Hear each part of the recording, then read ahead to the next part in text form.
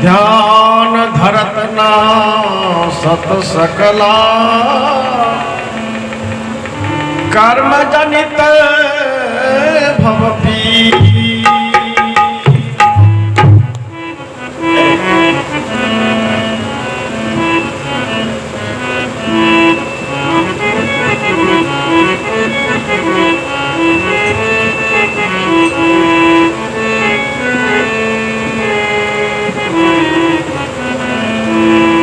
जीवन जौवन राज मदा अभी चल रहा न को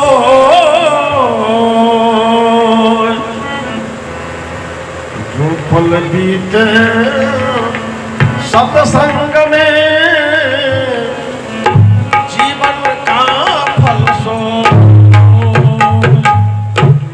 बोलिए सरुदेव को साहेब संसमाज को।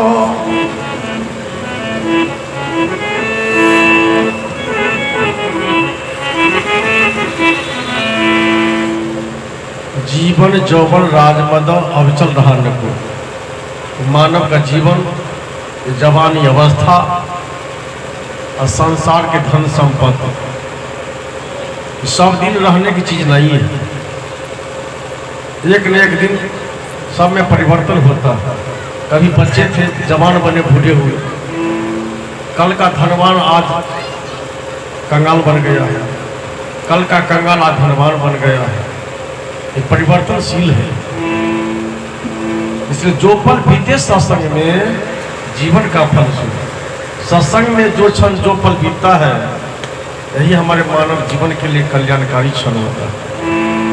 इसलिए जितने भी सदगुण संत महापुरुषों का कथन सबका निचोड़ है जो सत्संग दुनिया के अंदर में सबसे महान तीर्थ है।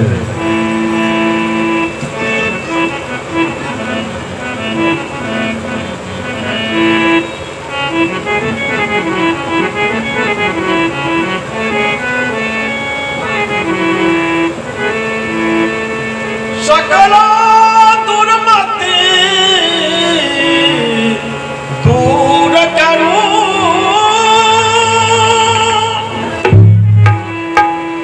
अच्छा जन्म बना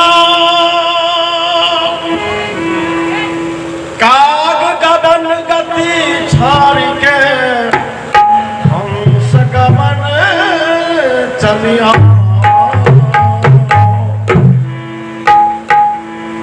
सकलो दुर्मति दूर करो अच्छा जन्म बनो। सत्संग मानने की आवश्यकता क्यों है? इसका कारण है किसी भी पशु पक्षी जानवर को उसको सुधारने की आवश्यकता नहीं है। उसके लिए कहीं स्कूल कॉलेज गुरुकुल की व्यवस्था नहीं है, क्योंकि उसको आवश्यकता नहीं है सुधारने की। कोई कुत्ता है, कोई बिल्ली है, कोई बैल है, वो जिस जाति में है वो अपने में ठीक है, लेकिन सबसे बिगड़ा हुआ कौन है? यही मानव है। आज मानव से तबाह है, कोई दूसरे भूत प्रेत पिशाच से नहीं। इसी मानव को सुधार करना है। कभी देखा है कहीं पर गाय भैंस को बैल को जहर खाकर मरते हुए, आत्महत्या करते हुए, आग लगाकर मरते हुए देखा? मरता है मनुष्य। केवल फूस झोपड़ी के घर में नहीं, महल अटारी के घर में, केवल कंगाल के ही घर में नहीं, बड़े बड़े धन्ना सेठ के घर में माता बहन लोग आग लगा के मरते हैं, फांसी लगा के मरते हैं, झरखा के मरते हैं। इतना सुंदर मनुष्य का शरीर और पवित्र शरीर को जो ही बर्बाद करते हैं।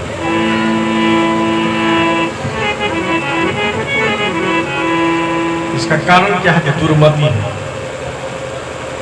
पति पत्नी में टेंशन है, गाल फुला फुली है, बातचीत नहीं हो रही है। सास बहू में 6-6 महीना का झगड़ा होता है।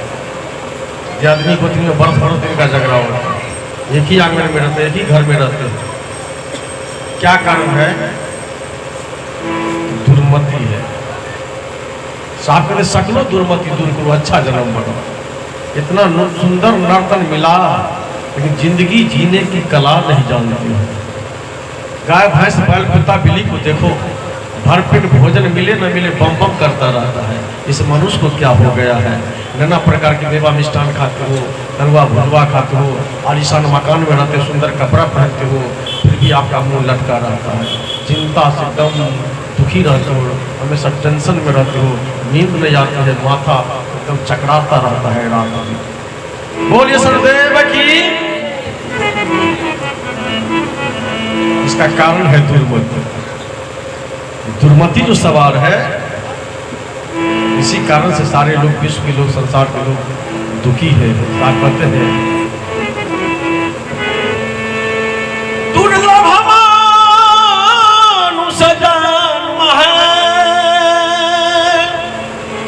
मिले न दूजी बार, पक्का फल जो गिर पड़े बहुरी न लागत डार।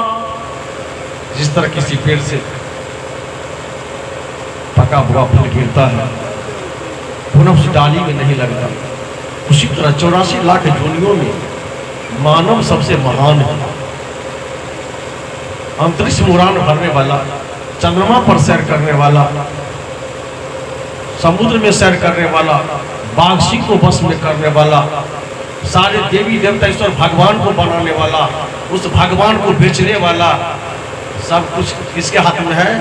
तो मनुष्य के हाथ में। सबसे महान कौन? मानव। दुर्गा, भगवती, काली, डिहवार, हनुमान जी, बढ़िया बढ़िया मूर्ति कौन बनाता है? मनुष्य। अब बेल का आठी से आँख कौन बनाते हैं? मनुष्य। अब प्राण प्रतिष्ठा कौन देता है दुर्गा भगवती को? मनुष्य। लेकिन अपना समय जब आता है तो मंत्र भूल जाता है। अपनी आंख में जब मोतिया गिरने लगता है ना, तो बेल का आठी काम नहीं आता। बोलिए सदगुरुदेव की। इसलिए दुर्लभ मानुष जन्म है, मिले न दूजी बार, दोबारा मिलने वाला नहीं है।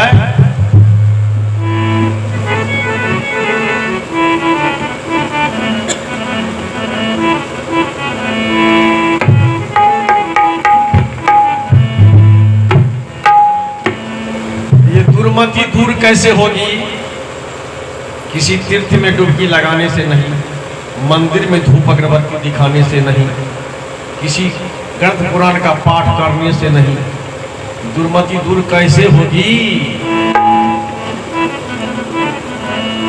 तो श्री राम माता सबरी के आश्रम पर जाकर नवधा भक्ति में कहे, माता सबरी, दुनिया के अंदर में बहुत सारे तीर्थ हैं, लेकिन सबसे महान तीर्थ है सत्संग, और सबसे महान देवता का नाम है साधु। इसलिए माता सबरी प्रथम भगति संतन कर संगा, दोसर रति मम कथा प्रसंगा। भक्ति की प्रथम सीढ़ी साधु से सत्संग करो। जब तक साधु से सत्संग नहीं करोगे, ये दुर्मति दूर नहीं होगी। लेकिन याद रखना, सदगुरु कबीर ने कहा, भेष देख मत भूलिए, ढूंढ लीजिए ज्ञान, अब बिना कसौटी होत नहीं कंचन की पहचान। सोना की पहचान कसौटी पर की जाती है। जो लोग पारखी नहीं है, तो सोना का पानी चढ़ाकर बहुत लोग ठगा जाते हैं गहना खरीदने में। जंगल में सारे जानवर जाके छिपते हैं, तो साधु के वेश में भी चोर, डाकू, लंपट, लुच्चा, आवारा, गुंडा, बदमाश सबको जाके छिपता है। जानते हो ना, पंचवटी से सीता मैया को अपहरण करने वाला कौन था? नाम बोलो, कौन था? कौन? साधु थे। यानी भेष था साधु का, उसके भीतर में रावण छिपा हुआ था। यदि साधु का वेश नहीं पकड़ते रावण, तो सीता मैया उनके सामने में नहीं जाती। इसलिए केवल भेष देख मत भूल जाओ कि साधु है। बोलते हैं क्या, करते हैं क्या, रहनी गहनी आचार विचार रहन सहन देकर तब उनसे संगत करो। नहीं तो बड़े बड़े मठाधीश, दुनिया को ठगने वाले, भगवान के नाम पर, प्रभु परमात्मा के नाम पर ठगने वाले दर्जनों की संख्या में जेल खाने में कैद है। बोलिए सौदेव को काया काया निर्मल बनी जाए साधु के संग में, काया बनी जाए साधु के संग में, काया निर्मल बनी जाए साधु के संग में, काया निर्मल बनी जाए साधु के संग में, साधु के संग में भैया गुरु के संग में, साधु के संग में भैया गुरु के संग में, साधु के संग में भैया गुरु के संग में, साधु के संग में भैया गुरु के संग में, अहो काया निर्मल बनी जाए साधु के संग में, काया निर्मल बनी जाए साधु के संग में, काया निर्मल बनी जाए साधु के संग में, काया निर्मल बनी जाए साधु के संग में। काया निर्मल बनी जाए। इस साबुन से, तेल से, सर्फ से ये काया निर्मल नहीं होगा। काया निर्मल के मतलब मन का निर्मल। मन में गंदी है, गंदा विचार है, कुविचार भरा है, ईर्ष्या द्वेष है, चोरी डकैती है, बेईमानी शैतानी है, तरह तरह के दुर्विचार मन में भरा है। इसलिए इसी मन को धोलाई करना है। काया निर्मल से मतलब मन को साफ करना। जैसे किसी दर्पण में गंदगी लगी रहती है, आप चेहरा देखना चाहोगे, चेहरा धुंधला दिखाई पड़ेगा, तो दर्पण में लगे काई तो रूप दर्श कहाँ से आई, तो दर्पण को साफ कर दो तो रूप दिखाई पड़ेगा। उसी तरह मन भी दर्पण है। जितने जीवन में चोरी डकैती बेईमानी शैतानी अच्छा बुरा कर्म किए हो, मन में सारी बातें रिकॉर्ड और हमेशा आपको उथल पुथल मचाता रहता है, रात दिन सपना में भी। तो काया निर्मल से मतलब मन की धुलाई। मन में मैले दाग पड़े पापन के, मैले दाग पड़े पापन के विषयन में लिपटानी, दाग पुराना छूटत नहीं, दाग पुराना छूटत नहीं, भली बुरी नहीं जानी, चादर हो गई बहुत पुरानी।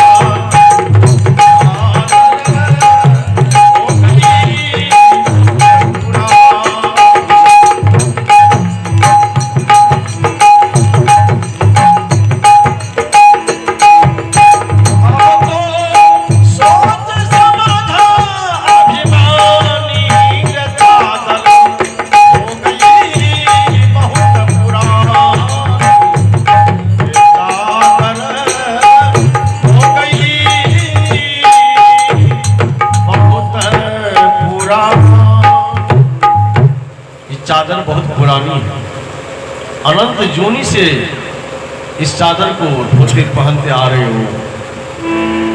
इसलिए मैले दाग पड़े पापन के, चोरी करना पाप, बेईमानी करना पाप, नशापान करना पाप, जुआ खेलना पाप, व्यभिचार करना पाप, झूठ बोलना पाप, किसी की निंदा करना पाप।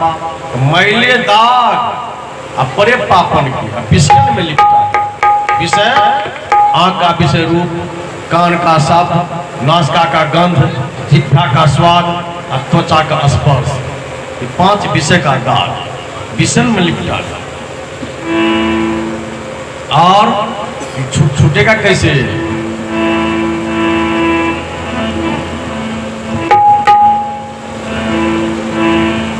ये बाज हमरो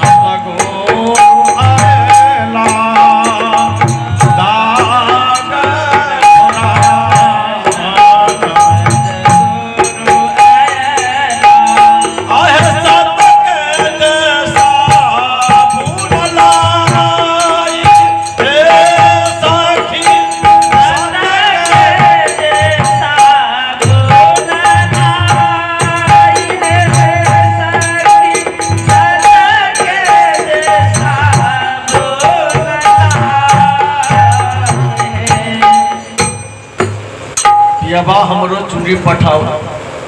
सदगुरु मालिक ऐसा सुंदर नर्तन दिया है आपको भक्ति भजन करने के लिए, लेकिन इसमें दाग लगाया यहाँ पर आकर नहीं।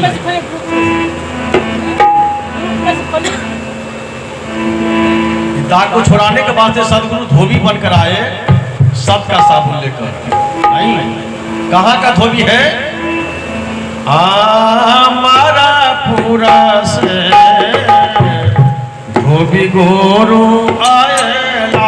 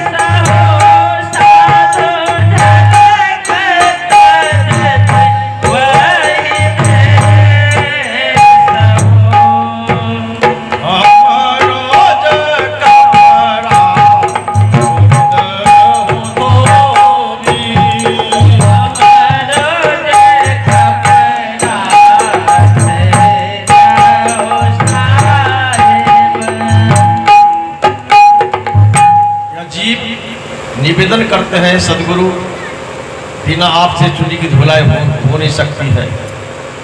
धुलाई गुरु धोबी शिष्का परा, साबुन सृजनहार सुरत शिला पर धोइए, तुनिक से ज्योति अपार। गुरु क्या है? जो धोबी है। जैसे कपड़ा धोबी के यहाँ समर्पित रहता है, उसी तरह जीव का शिष्य का काम होता है कि गुरु के सामने जाकर समर्पित हो जाए, तब आपकी धुलाई हो जाएगी। तो काया निर्मल बन जाए साधु के संग में। साधु के संग में है क्या चीज? साधु के संग में ज्ञान रतन है।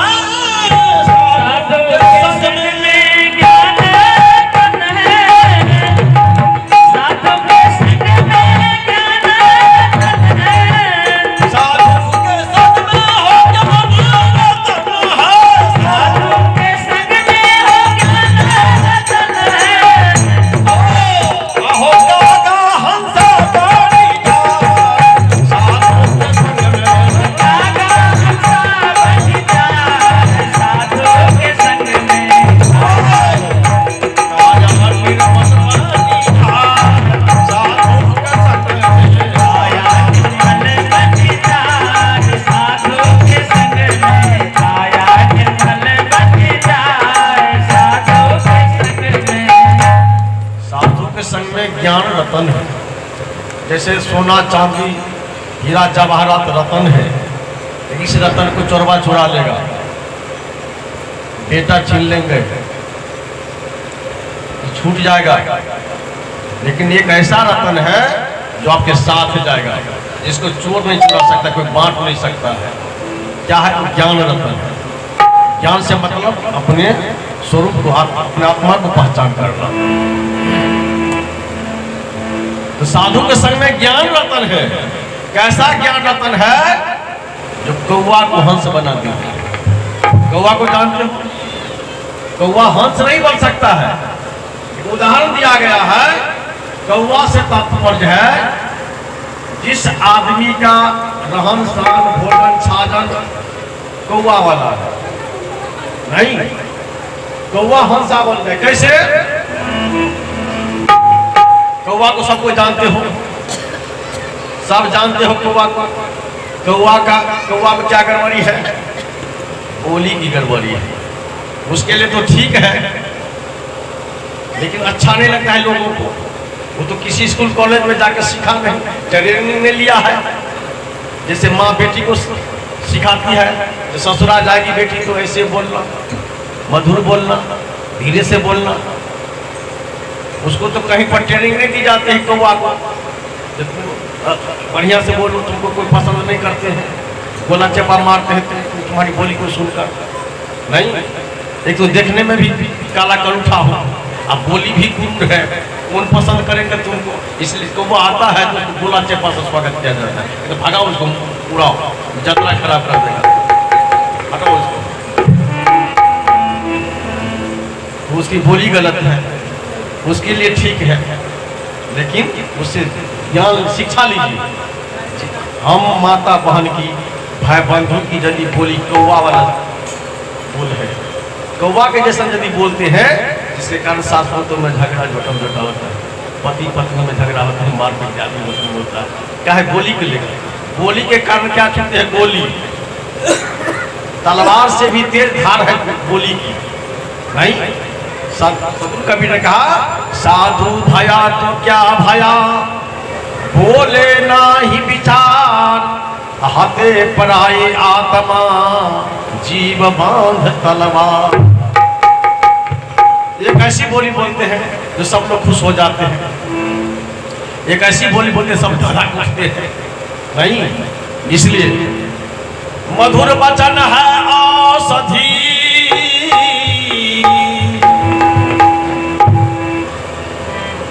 कटु वचन है तीर, श्रवण द्वार हुए संचर, साल सकल शरीर। मधुर वचन है औषधि, मैंने दवा का काम करके मधुर वचन। बड़े बड़े हॉस्पिटल में लोग बीमार पड़ते हैं ना, वहाँ पर संगीत की व्यवस्था की जाती है, संगीत सुनकर रोगी का उपचार किया जाता है। एक लड़की विदेश में कोमा में पहुँच चुकी थी, मौत के कगार पर पहुँच चुकी थी, लेकिन अचानक किसी संगीत की धुन सुनी, चंगा हो गया, बीमारी से राहत उसको मिली। यानी संगीत में वो ताकत है जो बीमारी से भी उसको दूर करते, बीमारी को दूर भगा देता। इसीलिए कहते मधुर वचन बोलने से सब जीव खुश होते हैं। मधुर वचन ही बोलो ना, उसमें क्या खर्चा लग जाता है आपका? नहीं, आप हर दिन भटर भटर बोलते हो, कोई आपको रुपये देता है? चले जाइए ना कहीं बगल में जमीन का झगड़ा है अमीन साहब के पास, बिना फीस लिया आपको एक बार भी नहीं मूरी बोला बताएंगे। जाइए ना जमीन विभाग के वकील साहब के पास, कहेंगे पहले फीस रख दो तब हम बताएंगे आपको। नहीं, जाइए वकील साहब के पास, जाइए जज साहब के पास, उसकी बोली बिकती है लाख लाख रुपया में, आपकी बोली के कोई रुपया कोई मांगो तो जाके 500 रुपया तो देवो करेगा? नहीं, एक बोली है जो बिना मांगे दे देती हो। नहीं, इसीलिए मीठी बानी बोलिए, मन का आपा खो, औरन को शीतल करे, आप ही शीतल हो। मधुर वचन बोलते हैं, आपका हृदय भी शांत शीतल होता है और दूसरे का भी हृदय शीतल हो जाता है। नहीं शीतल है चंद्रमा, हिम नहीं शीतल है। जो शीतलता चंद्रमा में हिम में नहीं है, वो शीतलता कहाँ? साधु की वचन में।